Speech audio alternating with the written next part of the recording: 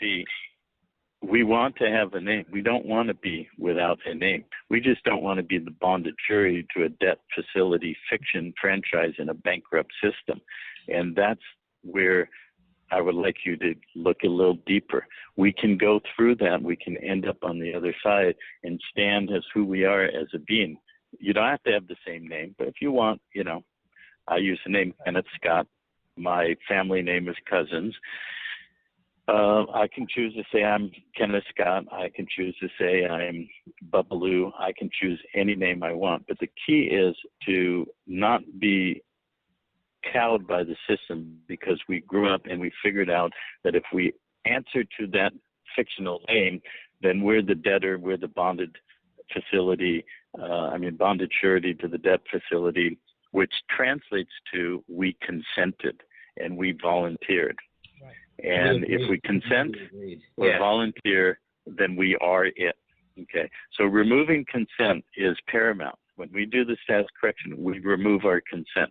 When you read the documents, and I'll share some of them with you, obviously offline, you'll see that it's going through that and coming out on the other side and saying, I own this name. You don't own it. And what you presume to be my consent is withdrawn. What you could presume to be my volunteer status is withdrawn and terminated, ab initio, which means to the beginning. And when you do that, you move out of the split reality on the public side, and you stand as a true living being. You walk out of the realm of death into the land and on the land of the living. And the land is not only the land under your feet, the land is your body as a landed estate. You claim your estate and you hold it and you are it. That's walking into life. And but in order to do that, you have to sever the consensual attachments, because before you started doing what you did 2-3 years ago, whenever you started that, you created a lot of bonded debt. And we can argue to the end of time that, well, I didn't consent with that. But see, you got to look at it from the legal system's point of view. You did consent, because their position is if you did not timely and properly object, then you consented. And so we're still attached to that debt. When you walk into life and you claim it all, you then control the equity, and we can start systematically reducing and extinguishing that debt. And that's where we're going. We're extinguishing all of the illusion of debt that in the legal fiction, in the illusions of the hologram, have a tangible reality. And so, this gets into... But can we talk about that tangible reality with some examples? And let me tell you why. I'm currently at home because the rest of the family has traveled and required the use of an airplane. And apparently my position made them uncomfortable to the point where I didn't want to make them any more uncomfortable. So I didn't go to the airport to board the plane. So my personality, that which I am inherently, is I'm not very fearful. I have no problem going into the airports and attempting to board a plane. I don't care what kind of terrorist is in front of me, called TSA officer, whatever. It doesn't matter, because I know that they are frauds, and I know my position is reality, it's truth. And I just don't have a problem interfacing with these people in a nice way, of course, but firm. And so the question is, how is what you are proposing going to affect an outcome where when we want to travel an airline, how is it that we can do so without volunteering or agreeing to stand as surety for the so-called bankrupt franchise, the legal name, using your method? Because first of all, the volunteer element and the operation or the interaction in commerce goes through the franchise, the name, the all caps name. Mm-hmm. If you are not creating new debt, And if every time somebody attempts to create, remember I described that the estate was abandoned, and so the state, the all capital letter state, and all of its actors underneath it have legal authority to create debt on top of that estate. See, there's two sides to the ledger, as I mentioned. There's the public side, which is the legal side, which is where the liability and the debt is. There's the private side, where all the equity is created. So when they create a piece of paper, they create bonds on it. They trade those bonds. They cannot own the bond because they're not allowed to take from the estate, but they can use it to monetize, to create bonds, to trade it, and all the profit and proceeds of that they can keep and use and hold. All of those profits that they keep and use and hold is what's fueled and funded the black ops on this planet, from the secret space program to the all the nefarious things that this country has done for 100 years and building its empire, all of it. We have funded that.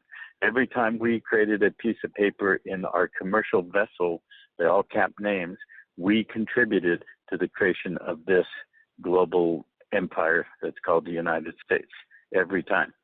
So withdrawing, going to peace, withdrawing from that is severing the consent and literally doing all the steps necessary to disconnect from that. And then when you reach that position where your status has changed and you control, and I can't get into all the detail because it's extensive and people wouldn't understand. You have to walk through the steps of it. But when you control the private side, then the public actors are now truly civil servants. You can compel them, and it still takes a lot of time. I am still working on it myself with all of my advanced level of it because they're entrenched and they believe they have all-encompassing power. But systematically, we are getting toeholds and footholds and inroads and seeing the results of what I'm saying, getting them to do what they're required to do, what they're bound to do. All the codes and statutes bind them. But if we don't remove ourselves from it, then we're bound by them as well. So in answer to your question is you're mixing a few elements. You think by utilizing what I'm talking about to move fluidly and seamlessly through the system, to be able to freely and unfettered travel and do what you want, okay? Because I would imagine that you would prefer to travel with your family, to go where they went and be with them. Yes. Okay, so there is a limitation on your freedom that you are now having to deal with because... Yeah, only because I agreed to it, though. I'd simply agreed not to bother to take it to the extreme where they weren't really ready for this to happen, and it will happen. I will board an airplane, and we'll go through TSA, and a nice peaceful flight without using a name. It's just a matter of getting it scheduled. And I didn't, it's probably gonna need to happen without other people that are not ready to be, you have to be confrontational. You just have to be during a time of transition such as the one we're going through. And there needs to be other witnesses watching what's going on as well that are on the same program. So now I'm not limited except by my own disagreement to actually take this through at the time. But it's not because TSA limited me. That remains to be seen. If I go up there, and I've already noticed, I and several other of us have noticed the TSA, that their corporate policy only applies to legal persons at the birth certificate, not living beings. And so, they got it. And so at some point, there will be, I will go and attempt to fly. And if TSA gets in the way, it will be up to them whether or not to restrict my ability to fly in that airplane. It won't be up to me. Fine. Okay, I understand that. It's a good strategy, but what will you do if they absolutely refuse to let you through, and or what if they arrest you? Well, what are they going to do with me if they arrest me? Well, I understand that. Well, they'll hold you and either keep holding you or let you go. But what I'm asking you is what? If they, to answer the question, if they hold me, it will be very educational for them. Sure. I'm going to have a lot of truth discussions with them. It's going to be wonderful, actually, if that were to occur.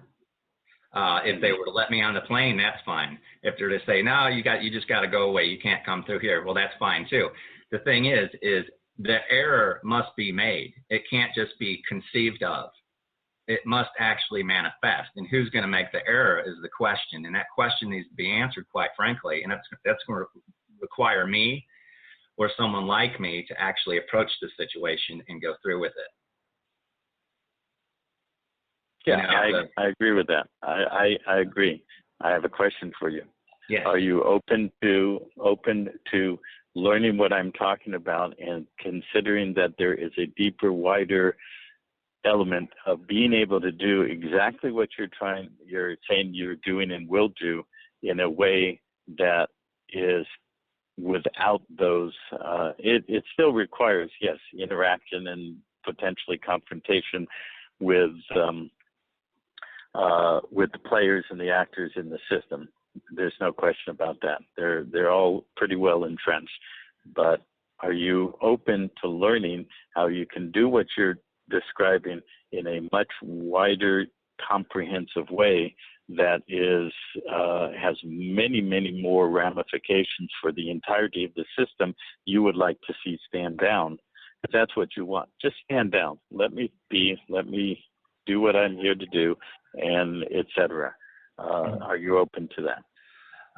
Well, I don't know how you can get more open than what I just described. Free, as long as you're doing no harm, freedom of travel, you're just doing what you're doing.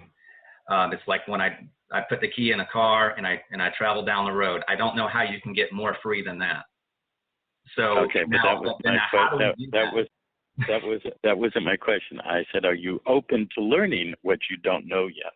Of course, absolutely. I'm open to learning. I'm a learning machine. Love knowledge. Yeah. So could we, before we kind of get on sort of too much, because like we said before, we don't want to go too much over the 2 hours.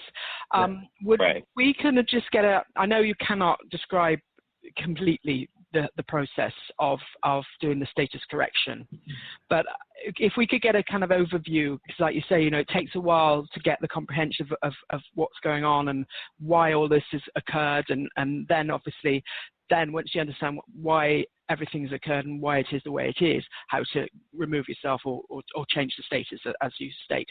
So let's just get kind of a brief overview of that. And what I was going to ask you was that, we'll go through that now today, and then if you could come on to the regular show 1 week in a couple of weeks' time or something, and we could give people, we've already put out the video links to the talks you've done before, so people can get an idea of what you're doing.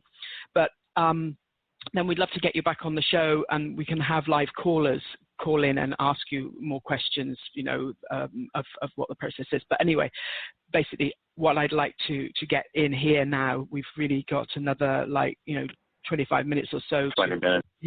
To up to like 2 hours. Just give people an overview. Let's do the status correction, because I think that's something that the people that are mostly our listeners, this would be something they'd be interested in. Obviously, the estate structure is very important too, but let's go with the status correction. Just an overview. Thanks.